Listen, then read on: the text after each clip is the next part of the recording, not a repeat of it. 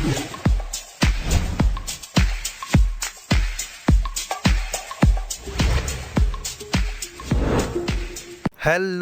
आज का हमारा टॉपिक है absorption of drug.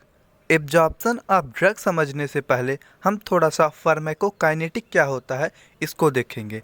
What does body do to the drug, इसको हम फार्माकोकाइनेटिक कहते हैं। मींस जब हम कोई ड्रग या मेडिसिन लेते हैं तो उस पर हमारी बॉडी क्या इफ़ेक्ट शो करता है, क्या रिस्पॉन्स करता है, उसको हम फार्माकोकाइनेटिक बोलते हैं। इसमें basically absorption, distribution, metabolism, elimination या एक्सक्रीशन आता है। इसको हम शॉर्ट में ADME बोलते हैं। ओके, अब हम बात करते हैं कि एब्जॉर्प्शन क्या होता है। Absorption is transfer of drug from site of administration to systemic circulation या ब्लड स्ट्रीम।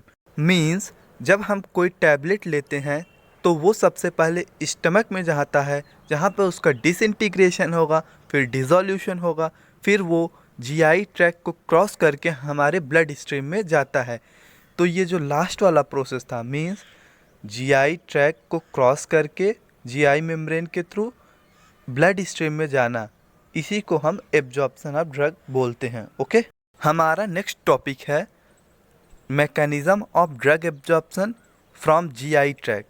इसकी बेसिकली 4 मैकेनिज़्म होती हैं, जिसमें फर्स्ट है पैसिव डिफ्यूज़न, सेकंड है एक्टिव ट्रांसपोर्ट, थर्ड है फैसिलिटेटेड डिफ्यूज़न और फोर्थ है एंडोसाइटोसिस और एक्सोसाइटोसिस। ओके, हमारा फर्स्ट पॉइंट है पैसिव डिफ्यूज़न।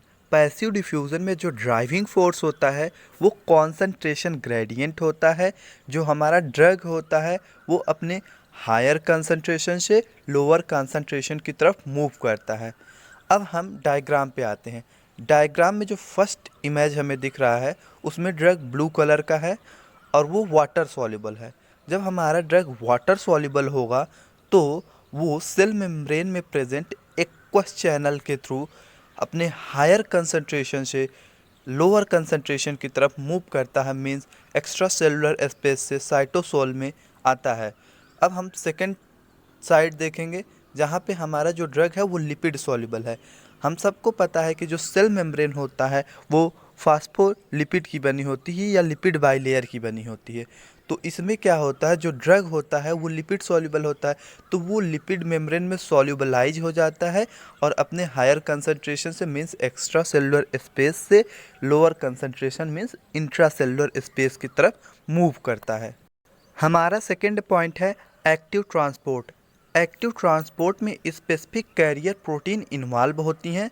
इसमें हमें एनर्जी की रिक्वायरमेंट होती है और जो ड्रग का मूवमेंट होता है वो कॉन्सेंट्रेशन ग्रेडियंट के अगेंस्ट में होता है। मींस ड्रग अपने लोअर कंसंट्रेशन से हायर कंसंट्रेशन की साइड मूव करता है। अब हम डायग्राम पे आते हैं। डायग्राम पे एक ड्रग ट्रांसपोर्टर बना है जहाँ पे हमारा ड्रग बाइंड करता है और फिर वो अपने लोअर कंसंट्रेशन से हायर कंसंट्रेशन की तरफ मूव करता है। ओके, इस प्रोसेस में हमें एनर्जी की रिक्वायरमेंट होती है। कुछ एजेंट ऐसे होते हैं जो सेल मेम्ब्रेन में present specialised transmembrane protein के थ्रू सेल में एंटर करते हैं और ये जो ट्रांस मेम्ब्रेन प्रोटीन होती हैं ये उनके मूवमेंट को फैसिलिटेट करते हैं। ओके, इसमें क्या होता है, जो हमारा ड्रग होता है वो ट्रांस मेम्ब्रेन प्रोटीन से बाइंड करता है, उसमें कुछ कन्फर्मेशनल चेंज होते हैं और वो हमारा एक्स्ट्रा सेलुलर से इंट्रा सेलुलर में आ जाता है।